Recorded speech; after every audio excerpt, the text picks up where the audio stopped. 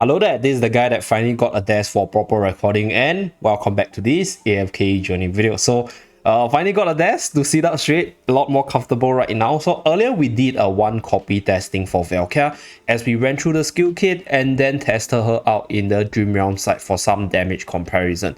So as I mentioned in my F2P pulling plans itself, we are going to commit to Valka to S+, and in this video we're gonna pull for Valka to S+, okay? And then test her out in the different game modes.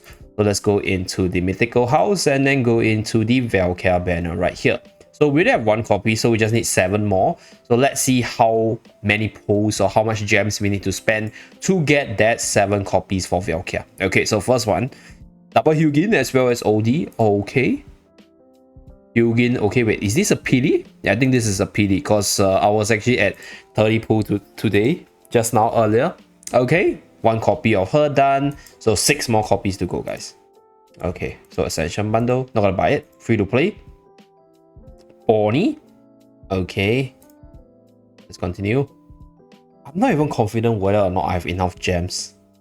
I think we should have enough, right? 80,000+ gems for Valka.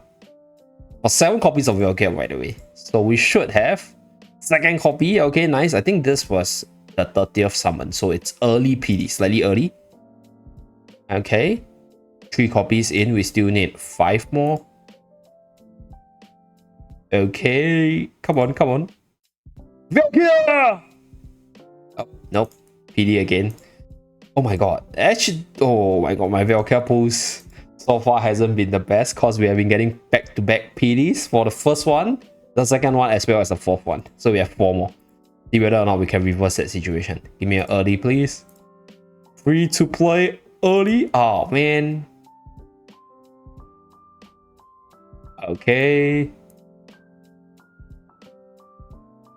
Okay, I think this is early, 30th summon. So this is the 5th copy.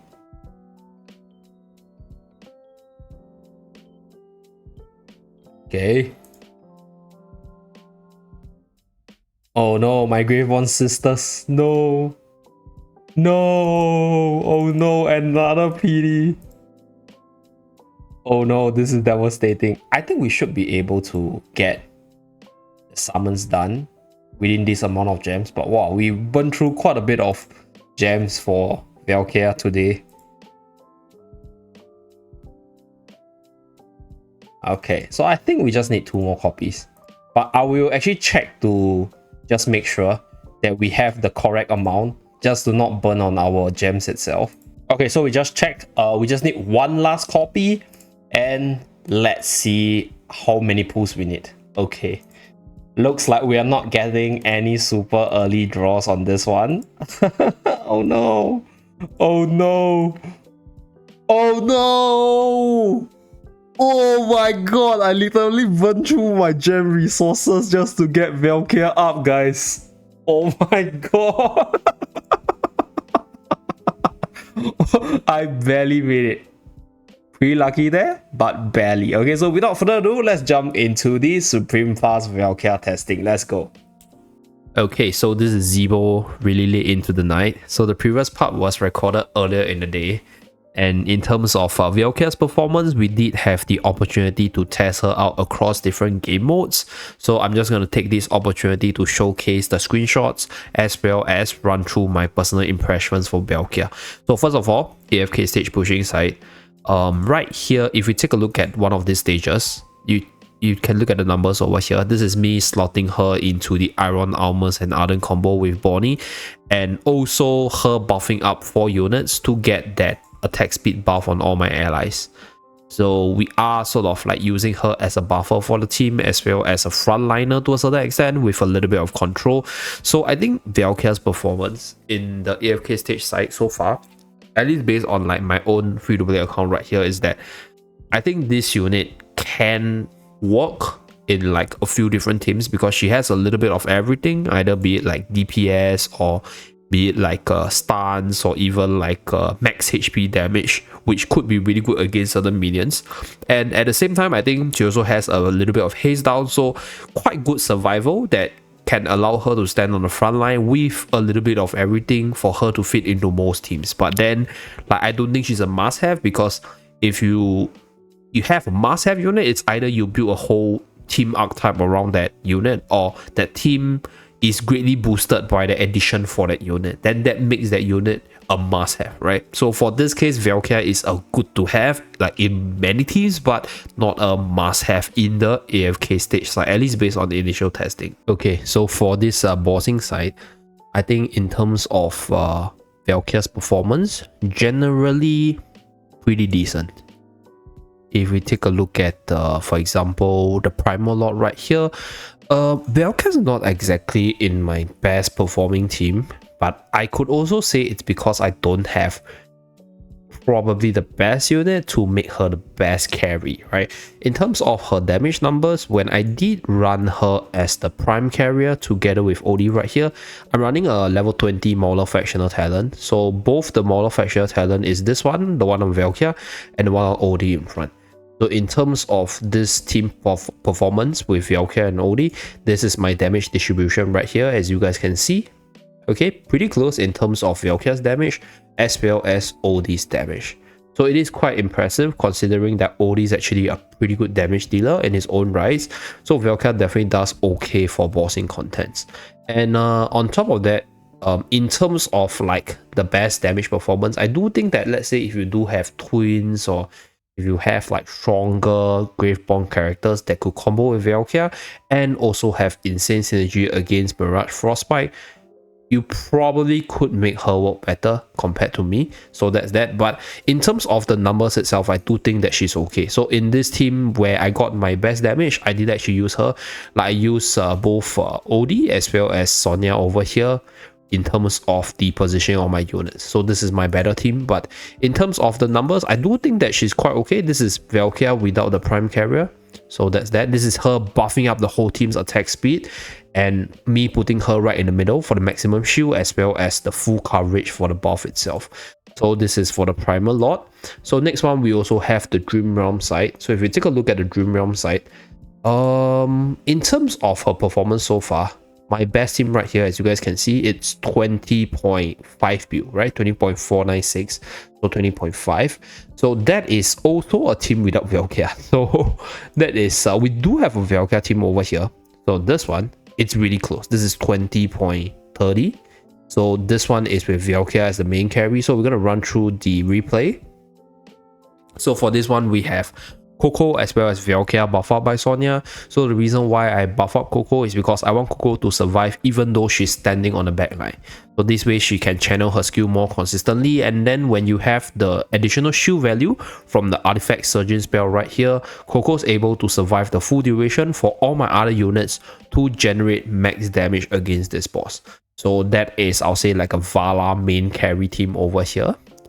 So as you guys can see, my Coco is able to survive the full duration, not giving the buff to long gaze, and then that's where we are able to build damage and eventually do 20.3 build for this run over here. Okay, so just 20 more seconds and then we are done. But unfortunately, okay, this is actually pre-endless, right? So OD is actually quite strong in the pre-endless stage. So I do think that Valka is probably going to be stronger than OD once we reach the endless stage with the max damage percentage damage, right? So that is one thing to consider. But at the same time, because Valka doesn't actually have like, I'll say like true damage on her like some of the abilities itself, she is quite reliant on her ultimate for this massive true damage over here. So that is maybe a problem, right? Moving forward, it is hard to say because like we haven't actually tested her against the likes of Harak. We actually haven't tested her against the likes of like the old Ludovic units, for example, against the boss itself. So this skill definitely has the potential there, but because I'm not in the endless mode, it's very hard for me to say. Because right, at least based on what I observe, this is the Valka team. This is my best team over here, right? So this is without Valka. You can see that OD actually did a little bit better, partially because of the fractional bonus, as well as OD just being better in the pre-endless stage, right? So Valka could and should probably be the better bosser in the endless stage, and we will actually have to wait a few more days to actually test her out once this account reaches the endless boss stages here. Yeah, so I did have a run where I have both OD as well as Valka right here. So you can see that their damage are actually pretty close. So this is the formation that I use in terms of the performance right here. So Valka is often a lot better when she is surrounding a lot of allies, or she's surrounded by a lot of allies, because she does give them a permanent attack buff, and that's why I've been trying to make it work. But if any of you guys out there have a better way to make Valka work based on her kit, do let me know, then I'll try it out in this account to see whether or not there is this possibility to make her a lot better. So one thing that Valka has going for her is her charm ability being insanely good against the bosses because of the physical and magical debuff. So that's one thing that definitely makes her pretty decent for the bossing side. So right now, my problem is she a must-have, right, in the endless mode? Because for a unit to be a must-have, the unit must be like pretty much in the top team for most of the bosses, or at least I'll say like 3 out of the 8 bosses to be called a must-have. So is she a must-have? I guess so, but then there could be a case where she might not be, because even though she does deal damage, it is off the opponent's max HP. So endless dreamer bosses, that damage calculation might be a little bit like weaker compared to the formulation of Lily May, for example, or even Harrock, for example. So there could be a possibility that she might not be the best of the best. But if you do want to commit to her, or if you do think that she's decent enough based on what you see right here, I think she's quite good for the Dream Realm purposes, at the very least, before Endless. So I'll be providing like an updated sort of report once I reach the endless stage with her, so stay tuned for that. And then that's pretty much it for this video. I think in terms of a performance for the Dream Realm side, pretty decent, but in terms of the PvP side, unfortunately, I guess it's like I mentioned earlier, a lack of hero collection. I didn't actually do that well with her, so I don't think she fits into a very standard arena team. Like, she doesn't fit in like a glue. So like, I've been trying her with a few of my best units and my usual team cons, but it just doesn't work. So as you guys can see right here, we lost quite a bit of points, but it is all for the testing and funsies.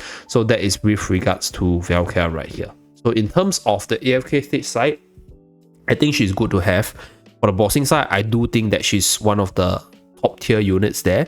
Pretty good, but not sure whether or not she's a must-have.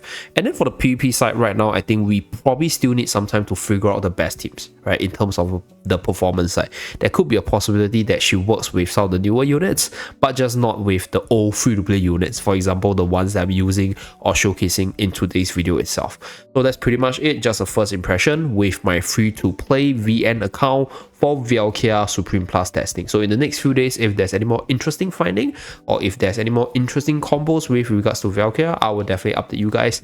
And thank you very much for tuning. Do remember to like and subscribe to see more. Happy Lunar to those of you guys celebrating the season, and I'll see you guys again in my next video. Bye guys.